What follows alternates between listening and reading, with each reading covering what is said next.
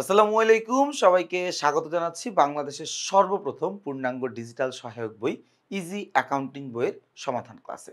খেয়াল করে দেখো, আমরা আজকের এই ক্লাসে সমাধান করার চেষ্টা করব আমাদের নবম দশম শ্রেণীর হিসাব বিজ্ঞান বইয়ের ষষ্ঠ অধ্যায় জাবেদা নামে যেই অধ্যায়টি রয়েছে সেই অধ্যায়ের অনুশীলনীর ৩ নম্বর প্রশ্নটি, ৩ নম্বর সৃজনশীল প্রশ্নটি আমরা আজকের এই ক্লাসে আলোচনা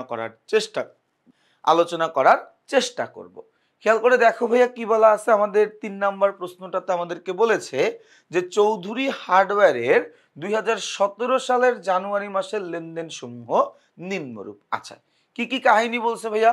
বলছে জানুয়ারির ১ তারিখে নগদ ২,৫০,০০০ টাকা ও ৬৫,০০০ টাকার আসবাবপত্র, নগদ ২,৫০,০০০ ও ৬৫,০০০ টাকার আসবাবপত্র নিয়ে ব্যবসায় শুরু করা হলো। আচ্ছা, এরপর বলেছে ৫% বাট্টায় সুবর্ণা ট্রেডার্সের নিকট ৫% বাট্টায় সুবর্ণা ট্রেডার্সের নিকট প্রতি ফুট ১৯২ টাকা দরে ২৫০ ফুট জিআই পাইপ বিক্রয় করেন। চালান নাম্বার ২০৫, প্যাকিং চার্জ হচ্ছে ৫০০ টাকা। জানুয়ারি ৮ তারিখে বলেছে রাজন ট্রেডার্সের নিকট থেকে ৪১,৫০০ টাকার পণ্য ক্রয় করে চেক প্রদান। জানুয়ারি মাসের ১৫ তারিখে বলেছে ব্যবসায় ব্যবহারের জন্য কাগজ কলম ক্রয় ২০০ টাকা। ১৮ তারিখে লেনদেনে বলেছে ব্যবসায়ের জন্য আলমারি ক্রয়ের পরিবহন ব্যয় ১,৫০০ টাকা। ২৮ তারিখে বলেছে ব্যক্তিগত প্রয়োজনে পণ্য উত্তোলন ৮০০ টাকা। এগুলো আমাদের প্রশ্নে বলা আছে, তাই না? এগুলো আমাদের প্রশ্নে কি বলা আছে। ওকে, আমরা একটু ক নম্বরে দেখবো, রিকোয়ারমেন্টে দেখবো। ক নম্বর প্রশ্নে বলেছে চৌধুরী হার্ডওয়্যারের প্রারম্ভিক মূলধনের পরিমাণ নির্ণয় করো। কিসের পরিমাণ বের করতে বলছে ভাইয়া? প্রারম্ভিক মূলধন। প্রারম্ভিক মানে কি? বছরের শুরু, হিসাবকালের শুরু, তাই না? আর মূলধন মানে কি? মালিক ব্যবসায় দিছে। তার মানে আমি বলতে পারি প্রারম্ভিক মূলধন মানে বছরের শুরুর দিনে মালিক ব্যবসায় যা কিছু দিছে তার সমষ্টি। বছরের শুরুর দিনে, হিসাবকালের শুরুর দিনে মালিক ব্যবসায় যা কিছু দিছে তার সমষ্টিকে আমি কি বলতে পারি? প্রারম্ভিক মূলধন বলতে পারি। আমার এই প্রশ্নে দেখো মালিক কি করছে ভাইয়া?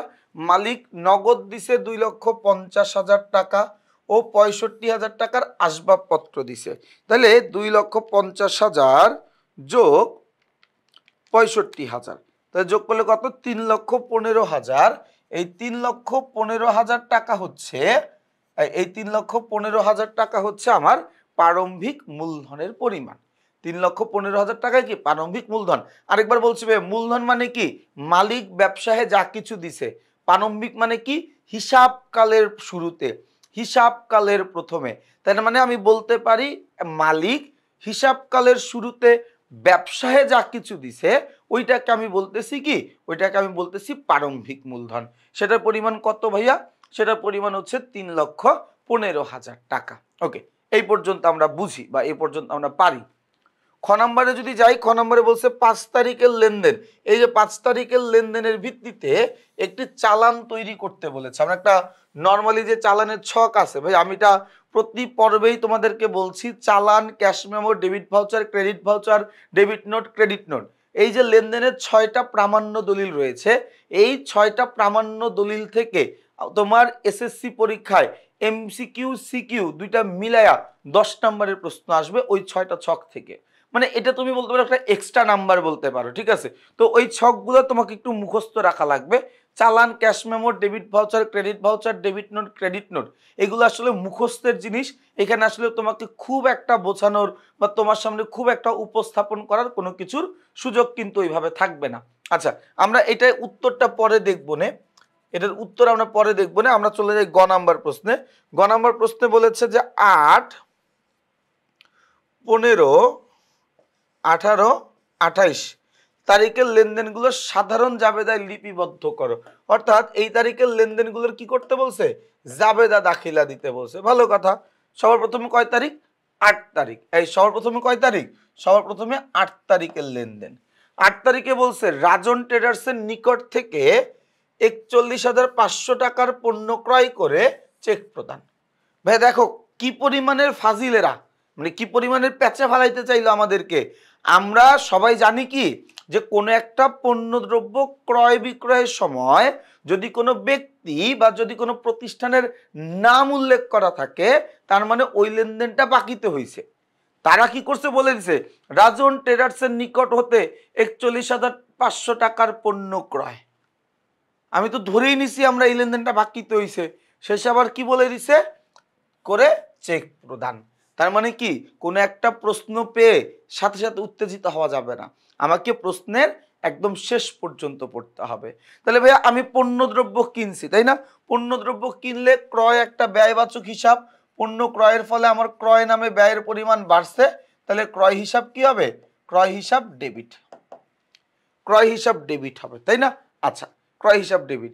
এই পণ্যটা ক্রয় করার জন্য আমি মাধ্যম হিসাবে কি ব্যবহার করছি? আমি কি নগদ টাকা ব্যবহার করছি, আমি কি ব্যাংকের টাকা ব্যবহার করছি, নাকি আমি বাকিতে পণ্যটা কিনছি?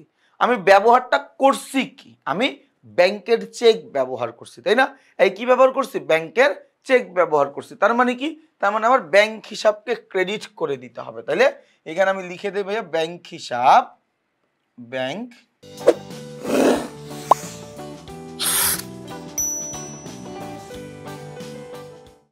হিসাব, ব্যাংক হিসাব কি হবে? তাহলে ক্রেডিট হবে, তাই না? এই কত টাকা ক্রেডিট হবে? ৪১,৫০০ টাকা। কত টাকা? ৪১,০০০। এই কত টাকা ক্রেডিট? ৪১,৫০০। ৪১,৫০০। কোনো কি অসুবিধা আছে ভাইয়া বুঝতে? ৪১,৫০০, ৪১,৫০০ এতটুকু পর্যন্ত আমরা বুঝে গেছি, তাই তো? ওকে, তাহলে ৮ তারিখের লেনদেনটা হইল। ১৫ তারিখের লেনদেনে বলছে ব্যবসায় ব্যবহারের জন্য কাগজ ও কলম ক্রয় ২০০ টাকা। ভাইয়া ১৫ তারিখের লেনদেন কি বলছে? ব্যবসায় ব্যবহারের জন্য কাগজ ও কলম ক্রয়। ভাইয়া ব্যবসায় যে কাগজ, কলম, কার্বন পেপার, স্টাপলারের পিন, পেন্সিল, রাবার এগুলো ব্যবহার করা হয়, এগুলোকে আমরা বলি মণিহারি। ইংরেজিতে যেটাকে বলা হয় স্টেশনারি। মণিহারি ক্রয় এটা আমার জন্য একটা ব্যয়। মণিহারি ক্রয় করা এটা আমার জন্য কি একটা ব্যয়, তাই না? তাহলে ব্যয়ের পরিমাণ যদি বৃদ্ধি পায় তাহলে সেটাকে ডেবিট করতে হয়। এই জন্য আমি মণিহারি হিসাব ডেবিট করে দিলাম। মণিহারি হিসাব ডেবিট করে দিলাম কত টাকা? ২০০ টাকা, তাই না? আচ্ছা, মণিহারি হিসাব ডেবিট হয়েছে, তাহলে ক্রেডিট হয়েছে কোনটা? মণিহারি কেনার জন্য আমার কাছ থেকে নগদ টাকা চলে গেছে, তাহলে নগদান হিসাব ক্রেডিট। কত টাকা? ২০০ টাকা। মণিহারি হিসাব ডেবিট, নগদান হিসাব ক্রেডিট। মণিহারি নামের ব্যয়ের পরিমাণ বাড়ছে, নগদ নামের সম্পত্তির পরিমাণ কমে গেছে। কথাটা কি বোঝা গেছে ভাইয়া? ওকে, তাহলে আমরা ১৫ তারিখের লেনদেনটাও বুঝলাম। চলে যাব ১৮ তারিখের লেনদেনে। বলছে ব্যবসায়ের জন্য আলমারি ক্রয়ের পরিবহন ব্যয় ১৫০০ টাকা। দেখো, আমরা একটা ইনফরমেশন জানি, সেটা হচ্ছে আমি যদি কোনো একটা স্থায়ী সম্পত্তি ক্রয় করি, ওই স্থায়ী সম্পত্তির জন্য আমার ব্যবসায়ে যত ধরনের খরচ হবে সবগুলো ওই স্থায়ী সম্পত্তির নামের সাথে যোগ করতে হবে, সবগুলো ওই স্থায়ী সম্পত্তির দামের সাথে যোগ করতে হবে। তাহলে আমি আলমারি ক্রয় করছি, আলমারি ক্রয় করে আলমারির পরিবহন ভাড়া, আলমারির ফিটিং চার্জ, আলমারির শুল্ক, আলমারির এইটা, আলমারির সেইটা, মানে আলমারির রিলেটেড যত খরচ আছে সব খরচকে যোগ করে আলমারির সাথে যোগ করব আমি, আলমারির দামের সাথে যোগ করব আমি, আলমারি হিসাবের সাথে যোগ করব আমি। তার কারণ এটা আলমারির জন্য খরচ হয়েছে, এটা একটা মূলধন জাতীয় খরচ। তাহলে এই যে আমি ব্যবসায় ব্যবহারের জন্য আলমারির জন্য যে পরিবহন ব্যয় দিছি, এটাকে আমার আলমারির দামের সাথে যোগ করতে হবে। তার মানে আলমারি একটা আসবাবপত্র, এই আলমারি কি? আলমারি হচ্ছে একটা আসবাবপত্র, তাই না? তাহলে এখানে কি হবে? আসবাবপত্র হিসাব ডেবিট আর নগদান হিসাব, নগদান হিসাব ক্রেডিট। কত টাকা ভাইয়া? এই কত টাকা? ১৫০০ টাকা। ভাইয়া আরেকবার বলছি, একটু খেয়াল করো, অনেকেই বুঝতে পারবা না, আরেকবার বলে দিচ্ছি। আমি যদি কোনো ফিক্সড অ্যাসেট কিনি, কোনো স্থায়ী সম্পত্তি কিনি, ওই স্থায়ী সম্পত্তিটা কেনার পর থেকে ব্যবহার উপযোগী করার আগ পর্যন্ত অথবা প্রথমবার ব্যবহারের আগ পর্যন্ত যত খরচ করব, যত কম টাকার খরচ করি, যত বড় টাকার খরচ করি, যাই করি না কেন, ওই দামটুকু সম্পত্তির দামের সাথে যোগ করে দিতে হবে। তাহলে এটাও আমরা কি করব, সম্পত্তি দামের সাথে যোগ করে দিব। ওই সম্পত্তি হিসাব ডেবিট, নগদান হিসাব ক্রেডিট। ওকে, তাহলে আমরা 18 তারিখেরটাও বুঝলাম। 28 তারিখে আমরা যাব। 28 তারিখে কি বলছে, ব্যক্তিগত প্রয়োজনে পণ্য উত্তোলন। ভাইয়া মালিক উত্তোলন করছে মানেই উত্তোলন হিসাব ডেবিট। এই উত্তোলন হিসাব কি হবে, উত্তোলন হিসাব ডেবিট। আর মালিক কি উত্তোলন করছে, পণ্য দ্রব্য, তার মানে আমার ব্যবসায় ক্রয়ের পরিমাণ কমে গেছে, ক্রয় হিসাব ক্রেডিট। এই উত্তোলন হিসাব ডেবিট আর ক্রয় হিসাব ক্রেডিট কত টাকা, 800 টাকা। কত টাকা, 800 টাকা। কথাটা কি বুঝাইতে পারছি ভাইয়া? কারো যদি কোনো অসুবিধা মনে হয় আমাকে বলিও, তোমরা বলিও যদি কোনো অসুবিধা মনে হয়। তাইলে আমরা 8, 15, 18, 28 এই 4টা লেনদেনে জাবেদা আমরা করে ফেলছি। আমি ছকে করি নাই, আমি তোমাকে এমনি বুঝাইছি না। এখন একটু তোমরা দেখে নাও, তাহলে এই যে দেখো, আমরা যে প্রথমে ক নাম্বার উত্তর বের করছিলাম, প্রারম্ভিক মূলধন 3,15,000, 3,15,000। চালান বলছিলাম যে চালান তোমাদেরই করতে হবে, আমি চালান কিছু বুঝাইতেও পারবো না, করাইতেও পারবো না, তার কারণ এখানে আমার কোনো কিছু বোঝানোর নাই। চালান জাস্ট একটা ছক মুখস্থ করতে হয়। হ্যাঁ, এই চালানে একটা জিনিস একটু অতিরিক্ত আছে, এই জিনিসটা একটু মাথায় রাখবা। কারবারি বারটা আগে বাদ দিতে হয়, এরপরে আনুষঙ্গিক খরচ যোগ করতে হয়। আমরা অনেকে আগে আনুষঙ্গিক খরচ যোগ করে কারবারি বারটা বাদ দিতে চাই, সেক্ষেত্রে কারবারি বারটার পরিমাণ বেশি চলে আসবে। এজন্য কারবারি বারটার টাকা আগে বাদ দিয়ে তারপরে আনুষঙ্গিক খরচগুলো যোগ করবা। যেহেতু চালান করতেছি, চালানে শুধুমাত্র বিক্রেতার স্বাক্ষর হয়, এই জিনিসটা আমরা একটু মাথায় রাখবো।